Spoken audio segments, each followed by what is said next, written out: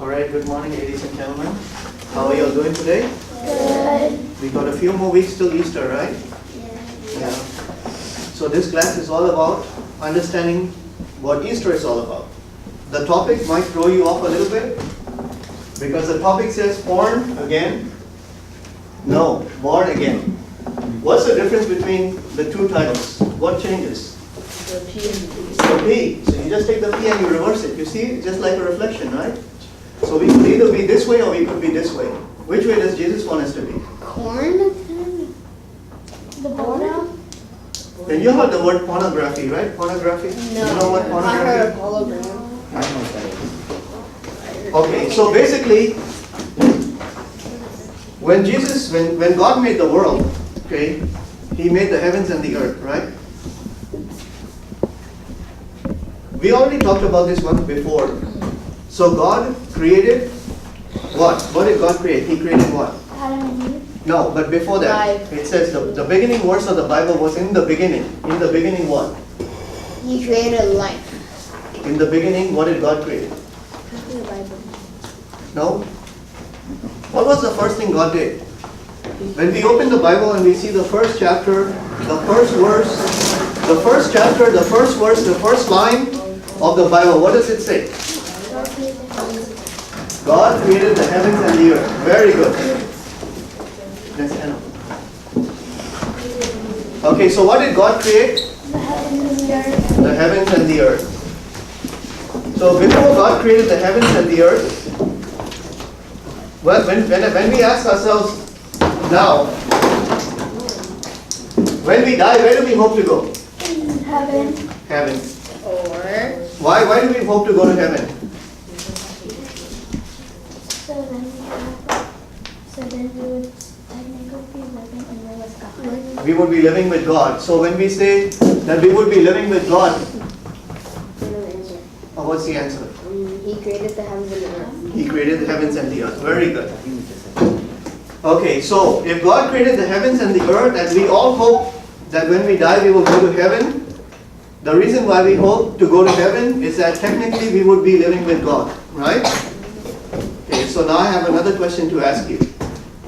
Does that mean that God is living in the heaven? Yeah. Yes or no? Yes. That's why we are hoping to go to heaven, right? Because that's where we say God lives. God lives in the heaven. So God created the heaven, right? So before the heaven was created, where did God live? Where do you think, Taylor? Where do you think God would live if He created the heaven? That means heaven wasn't always there, right? Because first there was God, then God created the heaven, and then God lives in heaven. But before He was in heaven, before He lived in heaven, where did God live? I just want to make sure, because we've already covered this in another topic, maybe 2 classes ago. Atmosphere. I just wanted to see who was paying attention. So where did God live before He lived in heaven? Earth. Earth. No.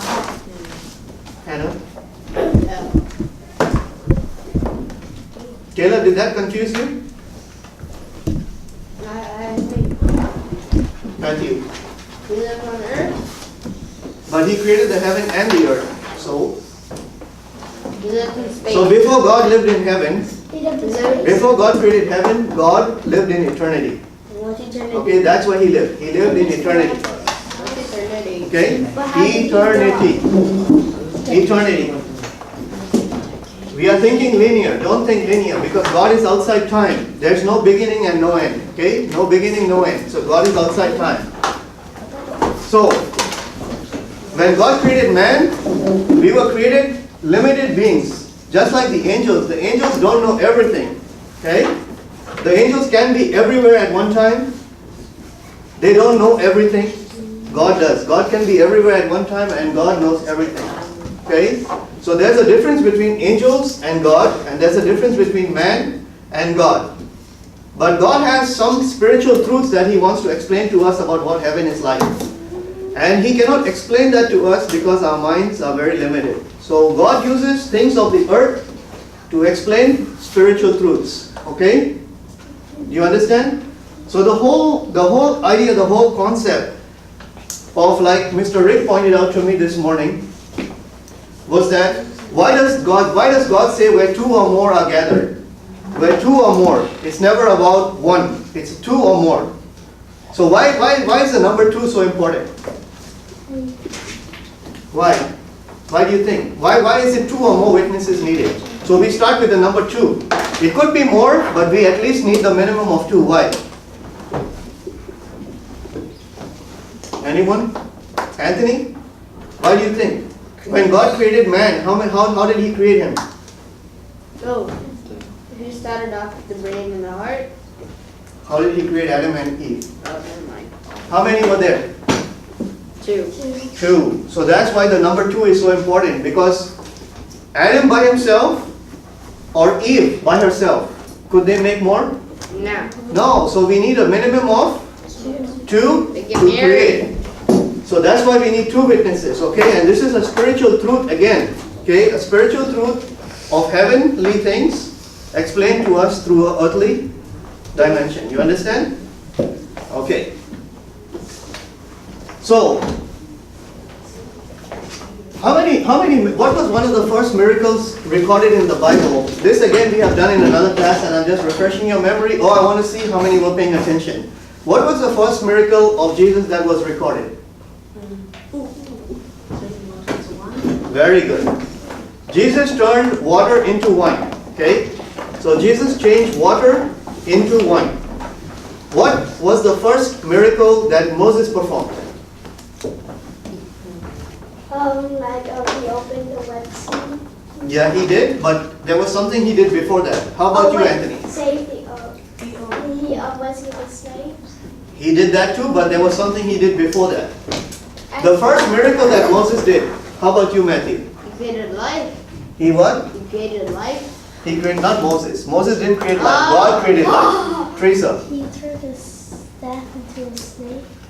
Yes, technically that would have been the first miracle that Moses did, but that was just between him and God. He wasn't showing it to all the people.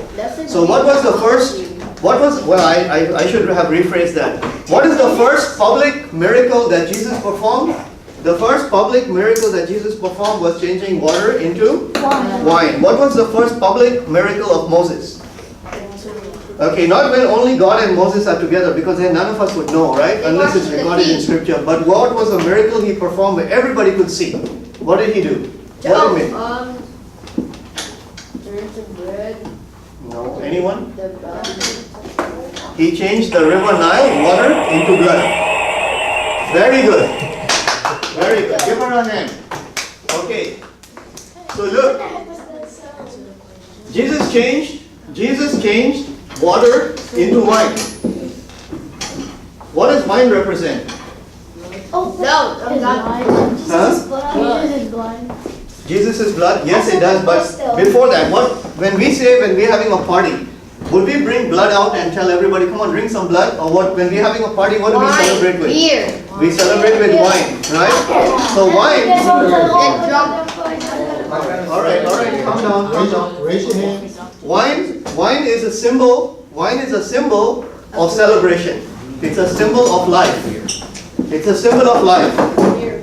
Why do we say it's a symbol of life? Why do we say it's a symbol of life?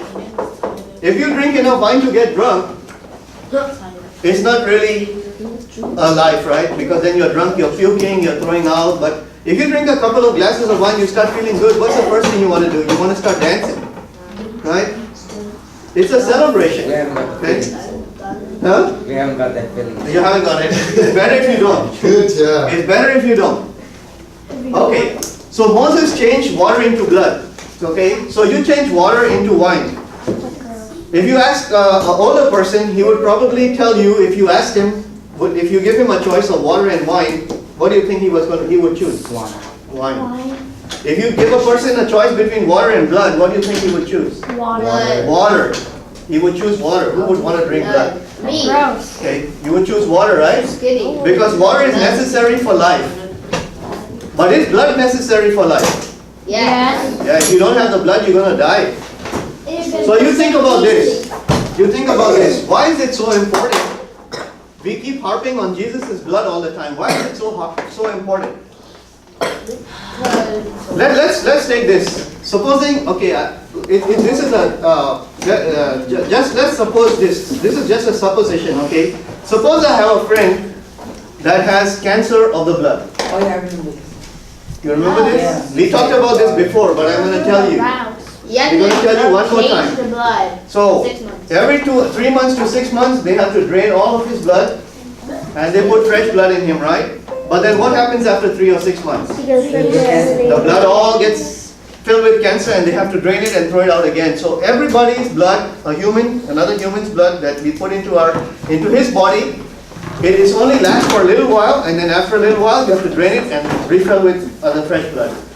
Now what happens if there is one kind of blood, and only that one blood, That's God. that has certain powers in it, that when you put that blood in you, and it's a transfusion, that blood never goes back.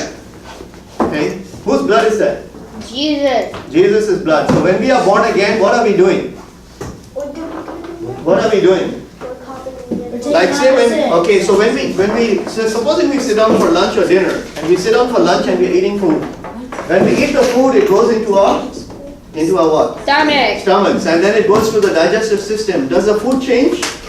No. If we eat a burger, does it stay a burger all the way through our body, or does it change? So what does it change into? The thing we do in the restroom. Huh? It what? The thing that we do in the restroom. Okay, it changes into a thing that we do in the restroom.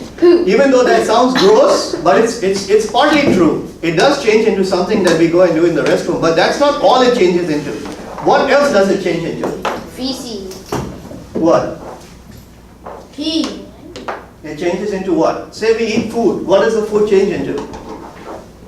Matthew? Urine or feces. Okay, we already covered that. That's one part of it. That's the biological. It changes into something, but what else does It's the a food word. change into? Why do we eat food if all we are going to do is just eat and poop? Why do we need to go eat? There has to be a reason. Why do we eat? What do we eat for?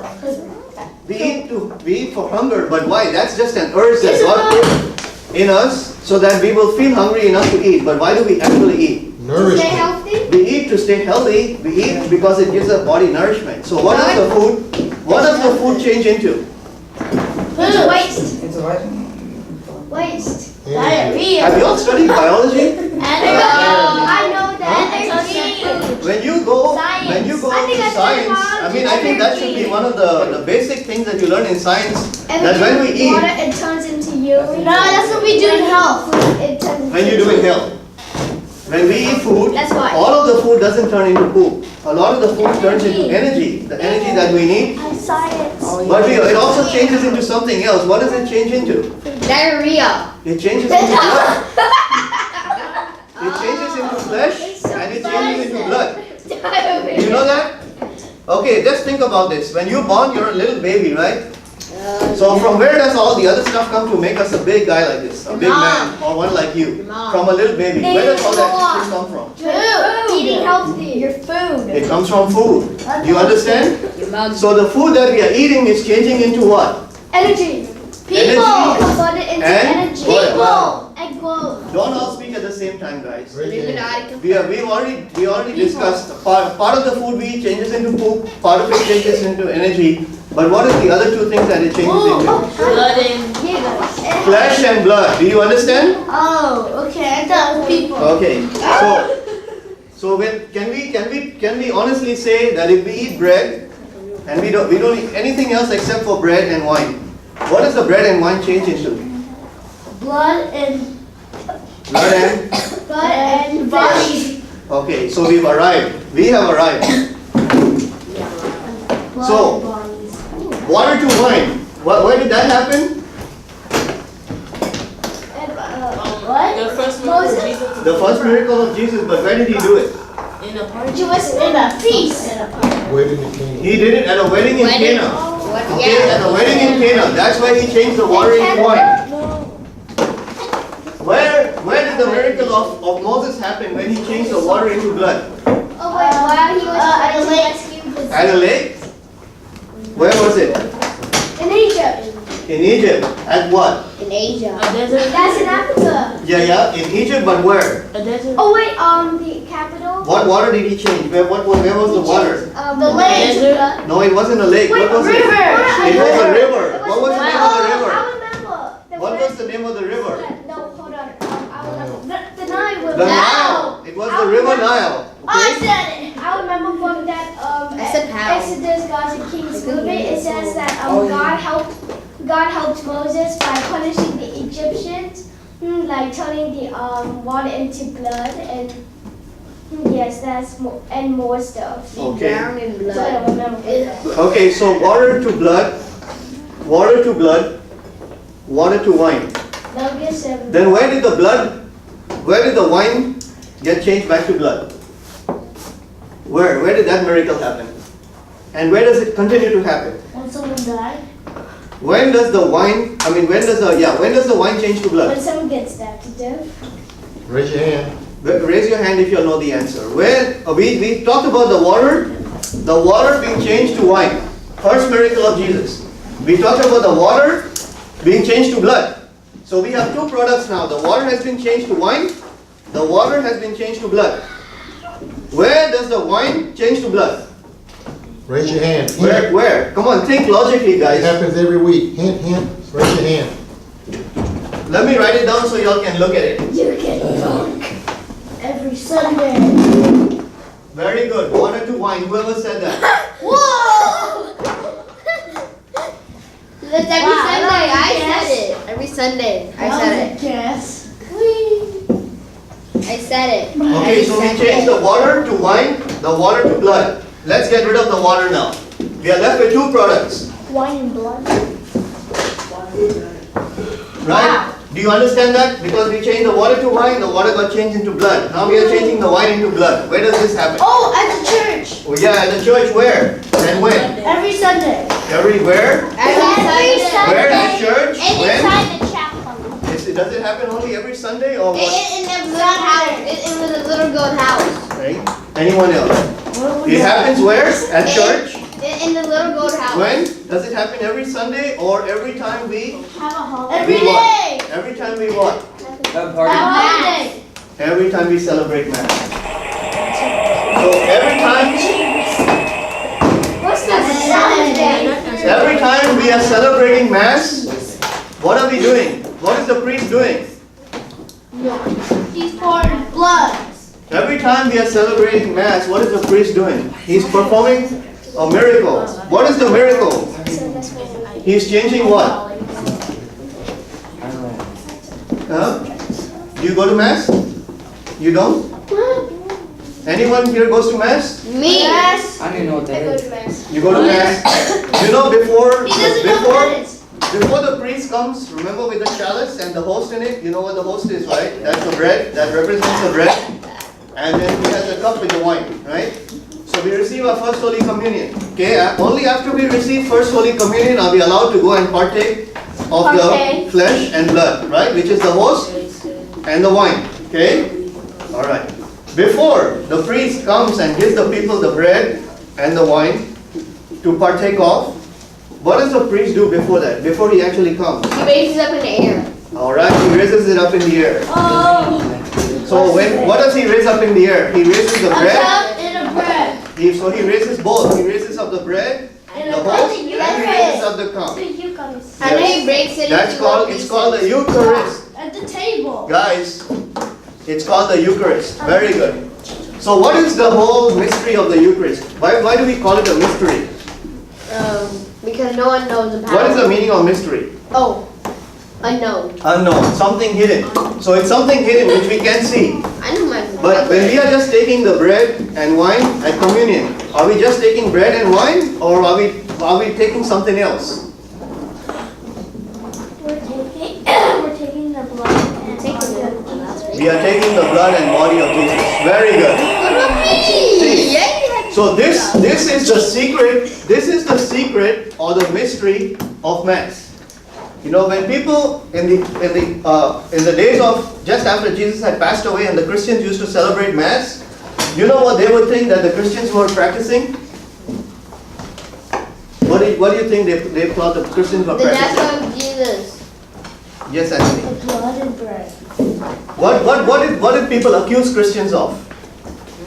Do you know that? What's a Christian? Because people didn't know, right? That everybody was not allowed. It was a very secret sect, right? And you know how they would, you know how you would know in that time if a person was a Christian or not? What was the symbol they used to tell each other? The cross. What else? What do you think the symbol was? Anyone? A bird. A doe. I don't know. Which was the symbol? A fishy. That was the symbol. That doesn't look like a fish. Oh, you mean like the story where these like men went fishing with their Jesus? No. The symbol that a Christian would use to tell another Christian that he was a Christian would be a fish. Do you ever see behind the cars and sometimes they put stickers Oh of the fish? yeah, fish. Why are they putting that sticker there? They are telling the whole world that we are Christians. Oh. Okay, that's what it's about. That's the sign we use. I thought that meant that they eat fish. Yeah, We eat fish too, but that's not the reason why we put that symbol. Okay? Water, go ahead. All right. So when we are at the Eucharist, there is a miracle being performed every time we are celebrating Mass with the pastor. And what is the pastor doing? The priest. What does he do? He changes the blood. He changes the wine into the blood, and he changes the bread, the host, into the actual flesh of Jesus. Do you all understand? Yes. Okay, so when you remember when Jesus was on the cross, Yeah. Yeah. they pierced him through his hands and his feet, And his head. and also through his side, right? Because when they put the spear through his side, what came out? What came out? When they, Blood. blood and water. So why two things? Why blood and water? Because See? water Water is Oh yeah, because we sweat. So we are back to the same. We are back to these same three ingredients, right? It's a repetitive thing in the Bible: water, blood, water, blood, water, wine, water, blood, water, wine, wine, blood. You Whoa! understand? They You see mix it? it together and then before we during the our communion. All right. So, guys, we talked about water, wine, water, blood, and then wine, blood, right?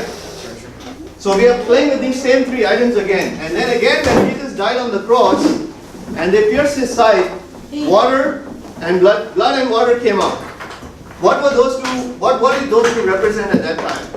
The blood from the wine that we drink during the communion. Okay. Anyone else? Only me? So what does the water represent? Water represents what? Baptism. That's why we have baptism. We start from baptism. What does the blood represent? The blood represents the Eucharist. Do you understand why? When Jesus died, He gave us something from His side to bring us into His family. They say you are what you eat. So what we eat is what we become, right? Yeah. So every time we go to Mass and we eat the Eucharist, what are we becoming? Jesus. We are becoming more like God. That's why we go to the Eucharist. So that's why we take Eucharist. Nathan, are you following or are you looking outside? I'm following. Okay. So why do we take the Eucharist? So we can Wait. Why do we take the Eucharist? We take the Eucharist because Okay, why do we take the Eucharist? I forgot. Anthony. We have a piece of God. Okay, when a mama goes to the hospital and she's pregnant and she delivers the baby, right? That's Eucharist. What is the mama feeding the baby? Milk. Milk and food. Where is the milk coming from? her thing. No, I mean we're talking about after it's born. After the baby is born, the mother feeds the baby what? Milk. From where? From her body, right? Yes. I just want to Okay, say guys. Where does the milk get produced from? From what? What? It has to take something to change it. Guys, pay attention. You're not going to lose. You're not going to understand this. You're not going to get confused. From cows. What is it from the mother's body that changes to produce milk? Okay, tell me something. Why do we have milk in our body right now? We Why? do? To go. Why? Ooh, Like, oh, for no. us to get stronger. We don't have milk in our body. So mother, guys, Stronger. you're all talking out of turn. Um, Why? Okay, so if the mother has to feed the baby milk, what is it from the mother's body that changes to make the milk? water. Think. The food. What food? The food she eats. The food she eats. Does the food that she eats, does that food change straight into milk? No. No, what does it change into? Waste. It goes through a process. So what is the process? What does the bread change into first? Poop. Okay, we already talked about that. What does the bread change into? I know, I think so. Are you all following this, Annabelle? So the mother eats food, right? The bread, it changes into what? It's part of the bread. It changes into energy, it changes into her flesh and her blood. Now, from her flesh and her blood, the flesh and blood gets changed and turns into what? Into milk. And so the baby is drinking the mother's, Flesh and blood. Ew. you see it? Yes, I see everything. Hey, that was no sex for babies. I'm sorry? You used to be a baby. Okay, let me ask you a question. Hannah asked a very good question. Why does the mama have to buy milk, feed the baby her flesh and blood? Why can't she just buy milk from the store? Why do you think it's important for the mother to feed her baby milk? Why? Because the milk is produced and then it's from cow. There is a difference. Why do you think a mama needs to feed her baby milk? It has the nutrients the baby needs to grow. Yeah, but let's suppose that the mama feeds a baby cow's milk. Would the cow's milk have nutrients or it doesn't? It does. It's It's just that produced. It's produced. It's I don't know. Yes or no? Wait, what was your question? The question is, why does a mama need to feed the baby milk? Why is it important that the mama should feed the baby her milk? Do you know why? Why? Yes, I do know why. Raise I don't know. your hand. Think Raise about your it. hand if you know why. Because you can't. Raise your hand. Okay, there are several reasons why a mama feeds a baby milk. One of the main reasons is that there is a closer connection that forms, a bond that forms between the mama and a baby when she's feeding the baby from her own body. Okay? Do you understand? There's a closer connection formed. What's the second reason? Yes, the second reason is nutrition. Because the baby needs a nutrition. But what's the third and very important reason? The mama's blood has certain antibiotics in it that the I baby do not know needs. my Okay. biology. That's what the baby needs. It needs those things in the mama's blood that the baby can only get from the mama's blood. Alright? You understand? And usually the baby will drink the mama's blood for about a year, right? Some mamas will feed the baby for up to 2 or 3 years. Okay? And then they wean the baby. You know what is called weaning? When they take the baby off the milk and they start feeding the baby what? Normal milk. Solid food. Okay? That's what is called weaning. Alright? Me too? You know, sometimes like when my son was born, both my sons were born, my wife would also breastfeed both my kids. But after they got to be about a year old, we started gradually introducing, along with the milk, we would introduce those little jars of carrots that you find in the baby food section. You know, the mushy stuff? Because the baby can digest that a lot easier. You can't feed the baby steak when the baby is born, right? Because the baby can digest it. At that moment, the baby can only digest milk. Okay? So we feed the baby milk and then gradually we give him in those little baby food. It's completely mashed, so the baby can digest it easier. So we give him like mashed peas and mashed carrots, right? So the baby grows, and as the baby grows, the baby starts getting stronger. The baby can start eating normal food that we all eat. Okay? Is it making sense? The baby food's all Wait, I have a So question. this is very, very important to understand and to know. When Jesus was talking about, we have to remember two things. Okay, when Moses took all the Israelites out of Egypt, okay, and they were wandering around in the desert, what was one of the first things that the Israelites complained about? They were thirsty. They were thirsty. Now, you know, we are in America, and this is called a land of plenty. So we don't really put ourselves into the mind of those people, not those people, but the people living in desert areas where there's not a lot of rain, and there's no river there. I have a question about the baby. Can the baby eat natural mashed potatoes? At a certain time, not when the baby is born. Okay, it has to grow older because the baby's digestive system is not strong enough to eat normal food. Okay, Okay. all right, that's why. Okay, so think about this now. Supposing you are in a desert. Okay, you are in a desert. Now think the Israelites had left. They had left Egypt, so there's no more river Nile there for them to drink water from, right? There's no more river there. Now they're roaming in the wilderness. So what is in the wilderness? It's a desert, right? What's in a desert? It's all sand. So all sand. They had a lot of cattle because they left Egypt with a lot of cattle. So they could have killed the cattle and they could have had meat to eat, right? But there was no water to drink. That's why they complained about water because they needed something to drink. Okay? Now keep thinking along these lines because we are going to logically progress through this. So now there's no river. All they can rely on, because they are between the mountains, okay, so all they can rely on is for the clouds to come and the clouds to bring rain so they can get some water to drink. What about Okay? the cactus? So they are complaining. So there's not enough cactus. Remember, we are talking about 2 million people. Oh. And how many is 2 million people? That's like every single person in Houston, right? So is there enough water for everybody here to drink? Not just one time, but how many cups of water do we drink a day? 10. 1 gallon. We drink 8. 8 is recommended by the doctors. Okay? Some people. 8 glasses. 3 meters. There's 8 What is a gallons. glass? What does a glass consist of? How many ounces? 3,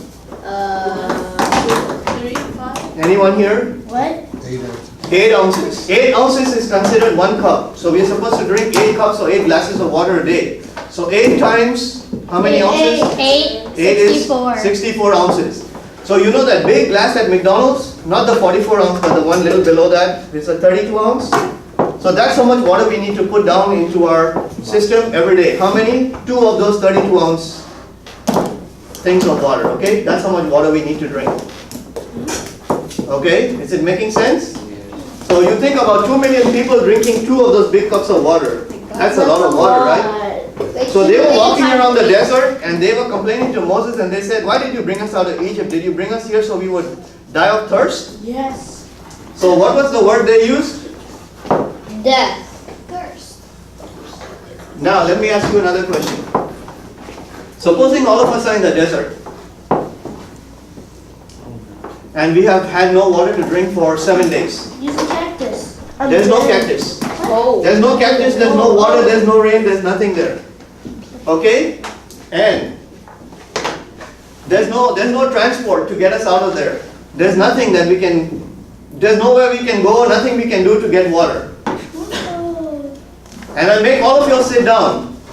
And before you, I put all of the gold, all of the money, all of the diamonds, all of the most beautiful handbags, shoes, tuxedos, whatever you can think of in front of you.